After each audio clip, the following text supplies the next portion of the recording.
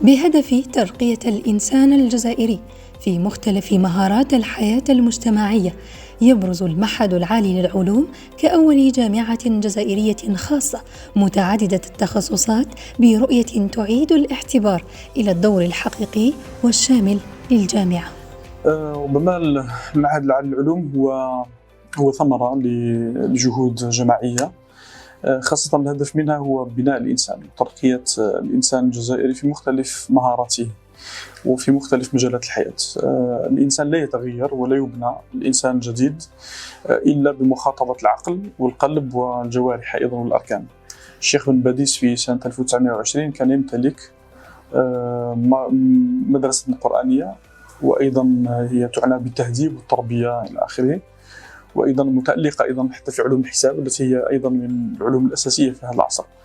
وأيضا كان مهتما بمعهد صنائع، والصنائع المقصود بالليميتي. فلا فورماسيون بروفيسيونيل، التكوين المهني، التكوين الاحترافي كان جزءا أساسيا من التكوين، لأن الإنسان إذا أردنا أن يتغير هذا الإنسان ينبغي أن نخاطب فيه العقل بالعلوم العقلية وعلوم الحساب، الإعلام الآلي، الرياضيات، الفلسفة، كل هذه العلوم التي تخاطب العقل.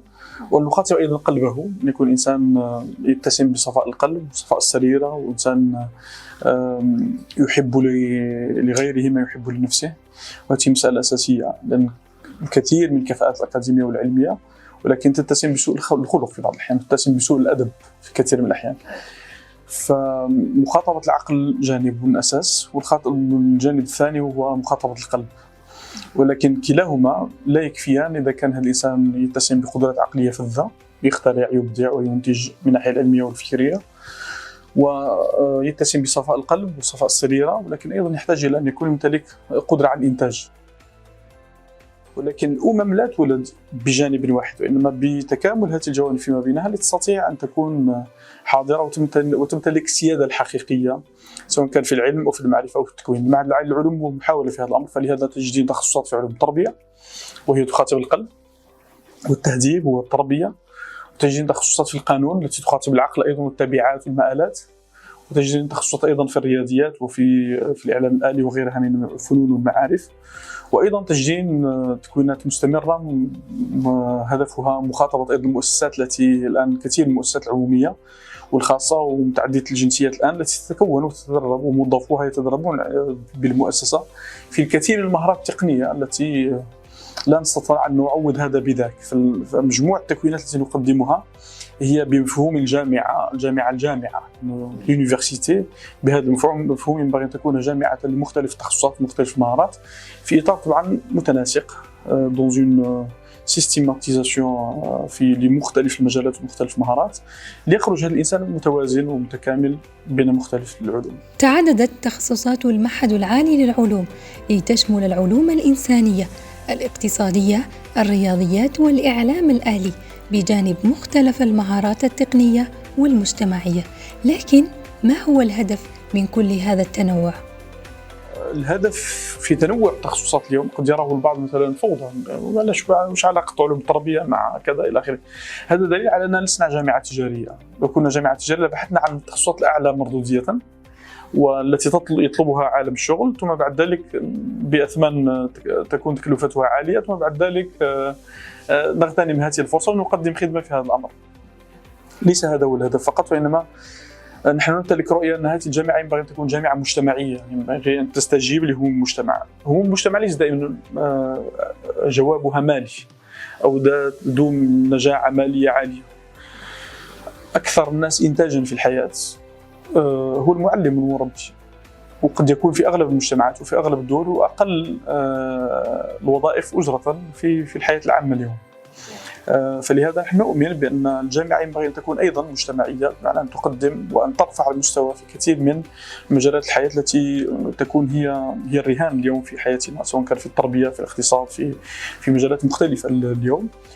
وإيماناً بدوره كجامعة مجتمعية تصغي لهموم الوطن وتستجيب لتحدياته، سعى المعهد العالي للعلوم إلى توفير كل المتطلبات الأكاديمية والتطبيقية التي تضمن تكويناً متكاملاً للطالب يمزج بين الفهم النظري والتطبيق العملي، بما يؤهله للتعامل بكفاءة مع واقعه ومستقبله. طبعا نحن محكومون بمنظومة قوانين في إطار وزارة التعليم العالي لا نستطيع أن نخرج عنها، ولكن هناك مساحة حرية ومساحة مناورة وهامش حرية نعمل فيه بجدية.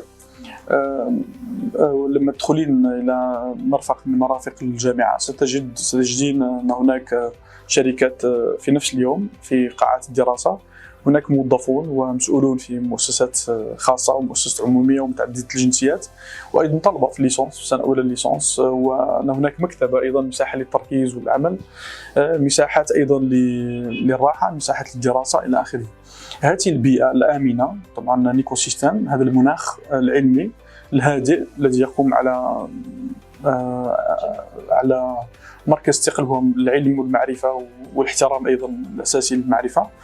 أن يعيش الإنسان في بيئة مثل هذه هو يستعيد الأكسجين، أكسجين الحياة هو العلاقة بالعلم، وهو فرصة أيضا للإنسان أنه قد لا يجد هذه الفرصة أنه يلتقي برؤساء شركات أو مسؤولين أو موظفين في نفس البيئة مع طلبة وباحثين وأكاديميين إلى آخره وخبراء أيضا في الميدان. حتى العائلة التي تتشكل الآن في المعهد العالي للعلوم بهدوء، طبعا ولا ندعي أنها متميزة أو أنها ذات فارق كبير مع البيئة، ولكن كل شيء يقاس بثماره وثمراته، وننتظر الزمن والتاريخ هو الذي سيحكم. نحن نعتقد وجود بيئة مثل هذه في إطار المعهد العالي للعلوم فرصة ذهبية لإنسان يريد أن يربط علاقات بشركات ومؤسسات ويطرح أسئلة عملية وذات مؤدى عملي في الواقع الاقتصادي، ويفهم حتى جدوى ما يدرسه اليوم من نظريات وأفكار إلى آخره في الواقع العملي. وأيضا من الفرص التي يجدها الطالب الباحث عقد الكثير من التظاهرات العلمية والأكاديمية، ويجد بين يديه عدد من العلماء حتى من خارج الوطن وداخل الوطن. تظاهرة كرسي العلوم مثلا الآن في إطار المعهد العالي للعلوم هي أيضا فرصة كبيرة جدا ليلتقي بكفاءات وعلماء ربما قدرهم بعيدا عنه وليس بمتناول اللقاء بهم، ولكن هي فرصة أيضا للتواصل معهم وأيضا الاستفادة منهم، وأيضا حتى الاستفادة من بعض الفرص معهم، وحتى دخول رؤساء الشركات والموظفين ومن يمتلك خبرات أكاديمية ومهنية اليوم ليست لهم الفرصة لتقديم خبراتهم في المساحات الأكاديمية أخرى. في المعهد العالي للعلوم هناك فرصة من هذا النوع، أنه يقدم خبراته في إطار في قاعات الدرس وفي قاعات التكوين للطلبة، وحسب خبرتنا أن الطالب يستفيد في كثير من الأحيان وتبقى في ذهنه دائما هذه اللحظات التي يقضيها مع إنسان متخصص وممارس في الواقع، وهذه مسألة مهمة جدا في مسار التكوين الذي نؤمن به اليوم وأيضا يجد الكثير من الإشكالات التي تطرح في التظاهرات والأيام الدراسية ذات صلة بالواقع.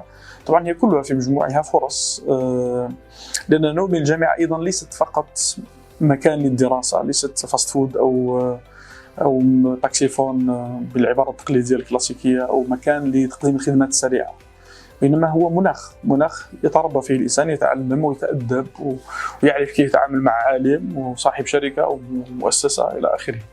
إفراغ الجامعة من كل هؤلاء وتحويلها إلى مجرد قاعة دراسة ودروس ونظام LMD وبرنامج يبدأ وينتهي مع بداية كل فصل ونهاية كل فصل، هذا قتل مفهوم الجامعة، لأن الجامعة ليس هذا هو مفهومها وليس هذا دورها. وبهذه الرؤية المستنيرة يجدد المعهد العالي للعلوم التزامه ببناء جيل يحمل مشعل الفكر والمعرفة، جيل ينهض بالجزائر ويشارك بوعي واقتدار في رسم ملامح حضارة ترتكز على الأصالة وتواكب روح العصر.